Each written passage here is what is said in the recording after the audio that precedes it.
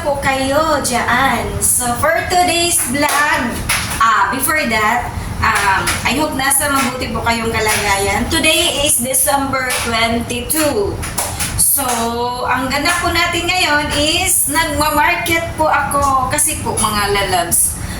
Ever since nung tumungtong ako dito sa Hong Kong, more than 10 years na po. Pero hindi ko po talaga naranasan na mag-market na para sa consumption namin everyday dito sa bahay. Kasi may kasama po kasi akong lola dito. And then, bago siya pupunta dito is magma-market na siya. Yung market niya is for lunch at saka for dinner everyday. Kasi yung lula ko dito is pumupunta dito sa bahay everyday. So, ang ginawa ni Lola, nagma-market siya sorry, for lunch and for dinner. And then, ako na po ang magluluto. So, yun ang ganap dito sa bahay. So, wala po akong experience mag-market. So, hindi po ako yung gusto kong kainin is ito. Kasi, inaano na ni Lola yung kakainin namin everyday. Minamarket na niya. So, ito yung opportunity ko o your chance ko na makapag-market for my own. Kasi, wala sila dito sa bahay. They are going, they went to Japan.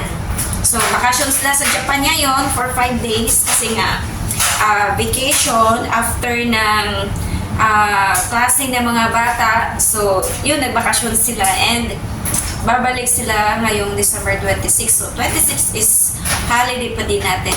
But, duty ako kasi syempre maglilinis.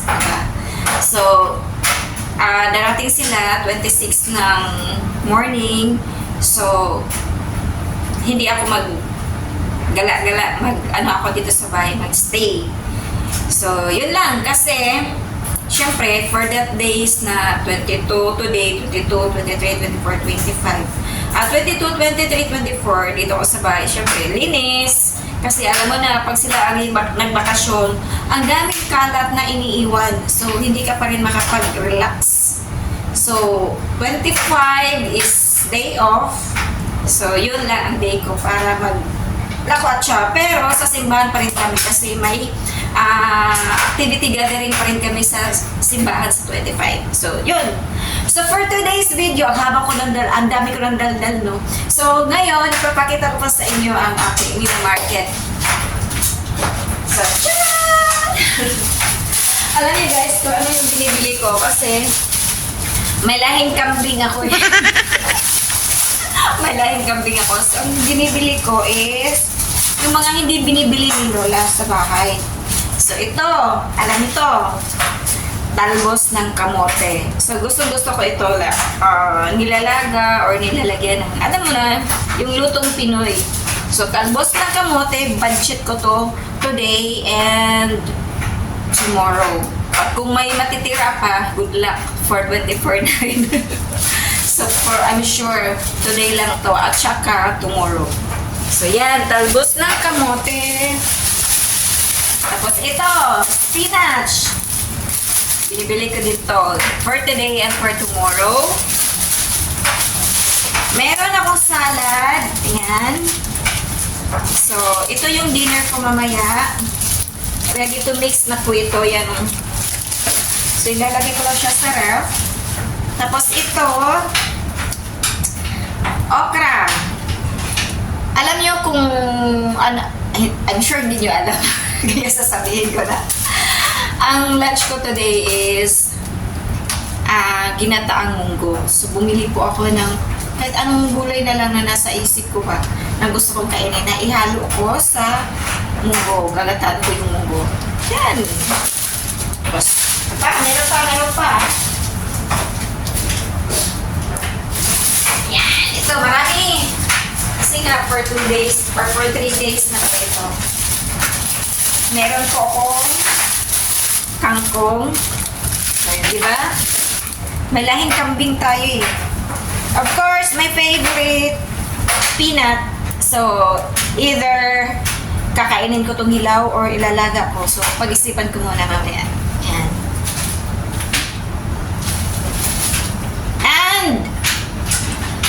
course, bumili ako ng gata. Kasi syempre, paano mo gagataan yung munggo? Walang gata, di ba?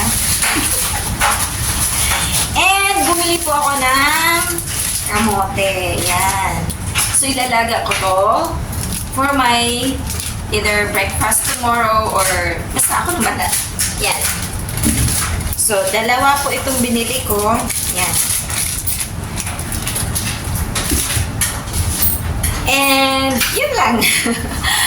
Yun lang kasi ang madalian na isip ko ba na bilhin. So, yan. So, ito yung resibo. Of course, itatabi natin yung mga resibo kasi for liquidation. Yan. So, may resibo tayo.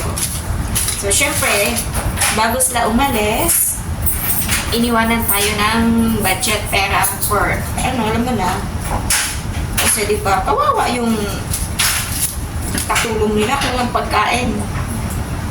So, yan lang din po ang kagandahan ng aking amo kasi they are thoughtful. Ayan. Thoughtful. Ang hirap mag-English ng mga Bisaya po. Ang buot na lang na dyan. So, yan po for today. And, yan lang po muna kasi mag-prepare po ako ng aking lunch. Pero, I will show you while mag-prepare po ako sa aking lunch. Ayun. Makatili. Kasi hindi ako nalilito. Galing party kasi napagod na ako. Siyempre, diba? So, nag-uugas lang na half pot na. So, medyo kumakati. So, siyempre, mamaya nalilito tayo. Ang dami ka-itsusan naman. So, yun lang po. So, ang gagawin po natin ngayon is prepare na po ako ng aking lunch. At of course, ipiprito ko muna yung isda. Isda po ang ihahalo ko sa aking ginataang munggo.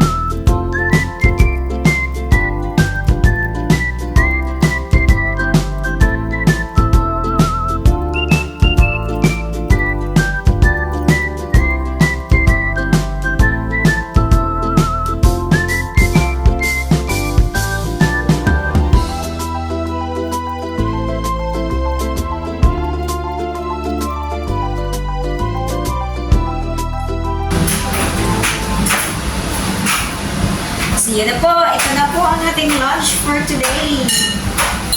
Ginataan na munggo with spinach, with pritong mackerel, with okra and with talbos ng kamote.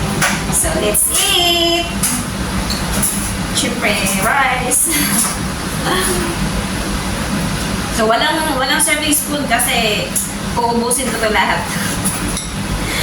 Yan! Sarap! Kain tayo!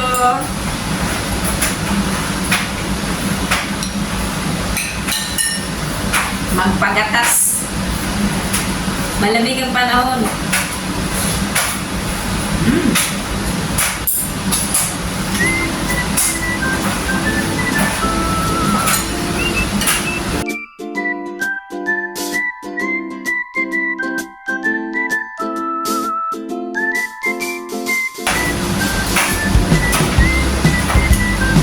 Yan po, tapos na po tayo kumain.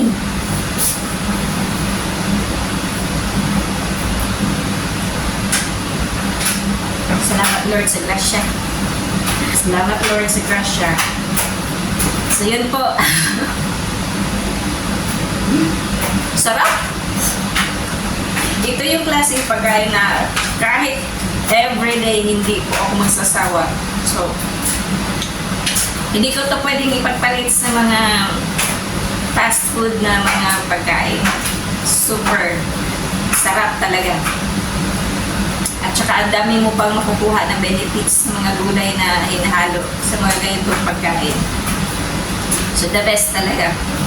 So sa muli guys, mga lalabs, mga langga, mga visitors na nandito sa aking channel, so nag-watch aking video. Marami pong salamat sa inyo at I hope na everything is okay and fine, especially sa inyong mga pamilya, na kayo nasa mabuti pa yung kalagayan, in good health, and everything is in okay. I pray na God bless us bountiful and blessful year na darating. So, yun lang po. Maraming salamat po sa inyong lahat. Again, IBP family, thank you so much for your unending support and love. Thank you so much for everything. And sa ating mga visitor also na nandito, may nandito nanonood. Maraming salamat po at sa mga baguhan na nandito, please subscribe naman, and kung gusto nyo rin i-share, then i-share nyo na rin. Yan. Thank you so much and God bless you all always. Happy New Year and Merry Christmas, everyone.